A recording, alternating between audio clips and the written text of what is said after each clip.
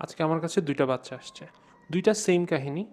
আ বাচ্চার পাতলা পায়খানা কোনোভাবে ভালো হচ্ছে না এবং বাচ্চার বাবা বলছে যে আ বাচ্চা পাতলা পায়খানা করছে, বারবার যাচ্ছে, অল্প, অল্প করে পায়খানা করছে, খুব পেট মোচড় দিচ্ছে, পায়খানা সবুজ, সবুজ হচ্ছে। তো সমস্যাটা কী? এখন আ পরে অনেকভাবে অনেক কিছু বোঝানোর চেষ্টা করলাম। উনারা পরীক্ষা করতে চান।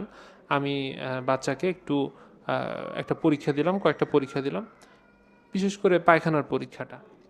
তো যেটা দেখা গেল যে বাচ্চার মূল ঘটনাটা হচ্ছে নতুন করে খাবার শুরু করেছে ৬ মাস বয়সে।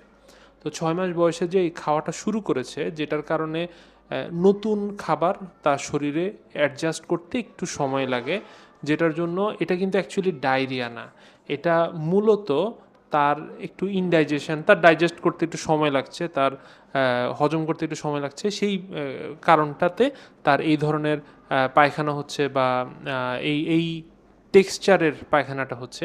এটা আসলে খুব একটা সমস্যার বিষয় না। বাচ্চার বাবা-মাকে এই জিনিসটা যখন বুঝিয়ে বললাম যে এটা আসলে তার শরীর শিখছে এই একটা